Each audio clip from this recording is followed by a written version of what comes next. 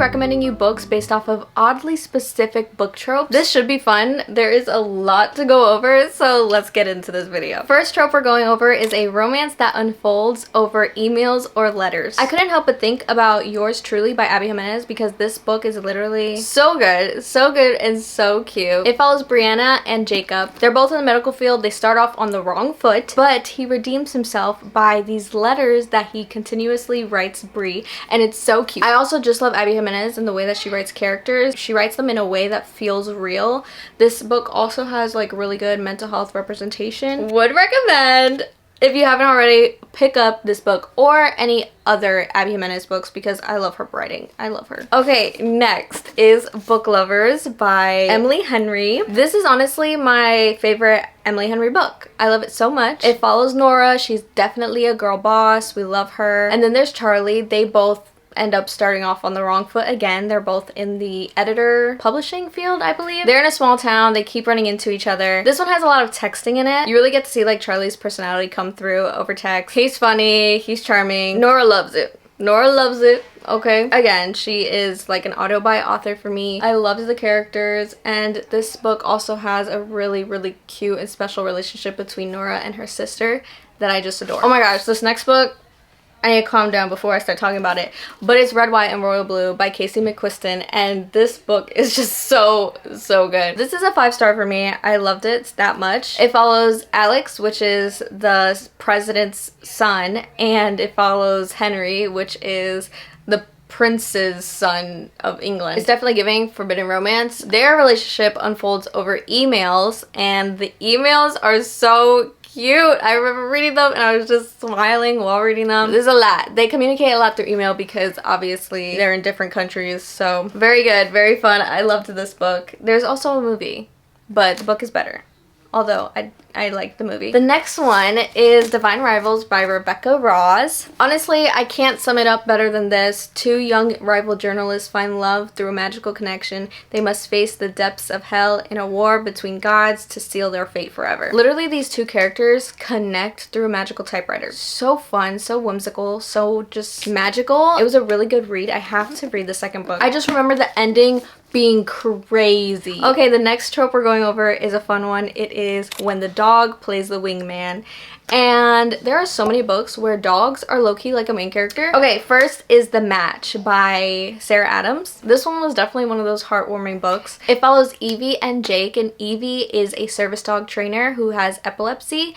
And then there's Jake, who is basically a grumpy single father, and his daughter has epilepsy. She ends up convincing her dad to get a dog, and that's basically how their worlds collide. It was so cute. Such a good book. I really enjoy Sarah Adams' writing. They're so lightweight. I also really enjoy When in Rome and Practice Makes Perfect. That little small town energy is it's just perfect. Okay, next is the Happy Ever After playlist. This one was really entertaining. It follows Sloane and Jason. Sloane is grieving the loss of her fiance who passed away like 2 years ago, and Jason is a musician, so he's pretty famous. And then there's Jason's dog. Sloane ends up finding him, and that's basically how Sloane and Jacob's story unfold. This one's another one that has like text messages and phone calls and stuff because they are long distance, because he is a traveling musician. Okay, and the next book I'm going to mention is The Love Haters by Catherine Center. I recently read this one, and this one was so fun and different. Katie is a video producer, and she ends up getting this gig to go film Hutch, who is a Coast Guard rescuer. And when I tell you, the dog in here is literally like the biggest wingman. There's a scene where the dog literally has so much anxiety when it comes to thunderstorms, and he makes them both stay in the room together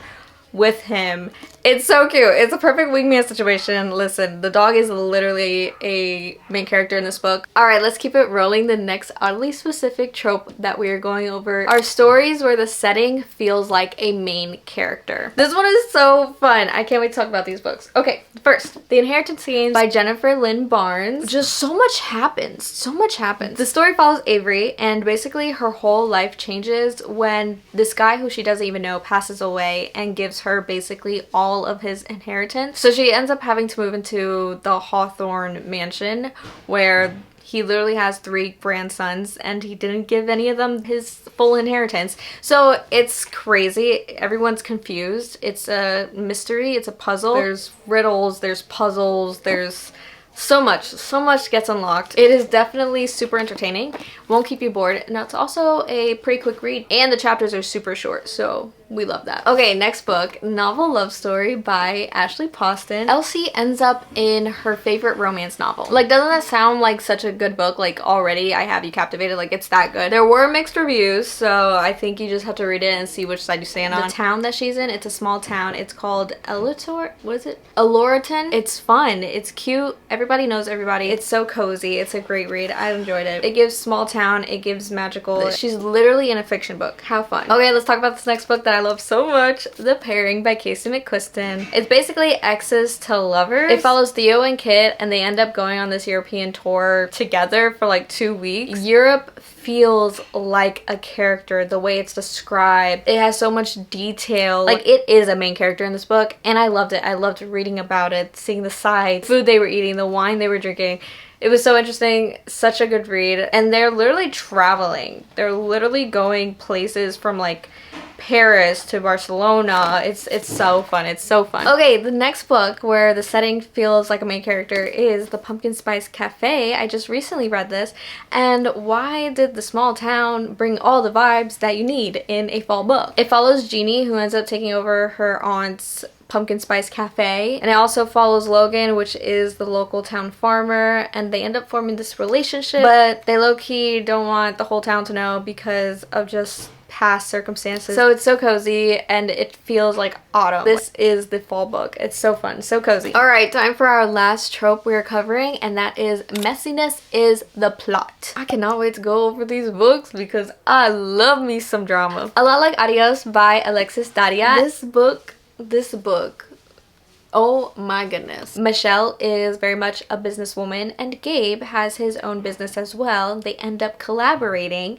However, they have a history, okay? And that history comes to play when he ends up going to New York, back to his childhood home, where he meets with Michelle to collab for their businesses. But with that comes a lot of messiness, craziness, things that just happen one after the other. I was sad. I'll say it is past and present perspective. I wasn't too fond of the past. I was really only eating up the present. Low-key toxic. Low-key. But it's a book, so it's okay. Okay, next is the Twisted Love series by Anna Huang. Now, you may know I'm not a fan of this first book. However, I do like more Twisted Games and Twisted Hate, I think it is. I haven't read the last one. However, the series as a whole is super crazy, messy, dramatic. So much unfolds. This one follows Ava and Alex. Is definitely more of a grumpy sunshine. It's also brother's best friend. So much happens towards like the last quarter of the book. It's intense and insane, but super messy. Super messy. If you're looking for some crazy messiness, dramatic things, that's the series. It also has a lot of spice, so there's that. Next one I want to mention is Dial A for Aunties by Jessie Q Sutanto, and this book was actually so funny and so just obnoxious. I was here for it. I remember I read it on a road trip and I just read the whole time because it was that interesting. This girl ends up going on a blind date and ends up accidentally killing her blind date. And so she calls up her aunties to help dispose of the body. So it's like a funny murder mystery type thing.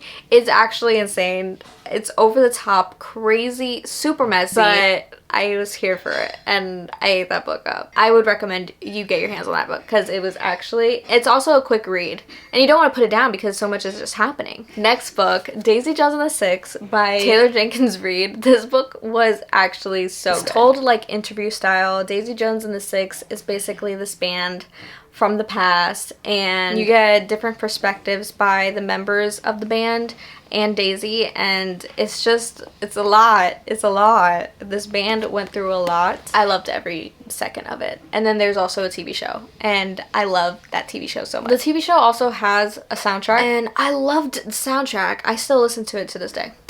This was a good book. Okay, and the last book I'm mentioning, it's like the epitome of messiness. The Favorites by Lane Fargo. Listen, if you want to actually get physically mad and happy and sad from a book, this is it.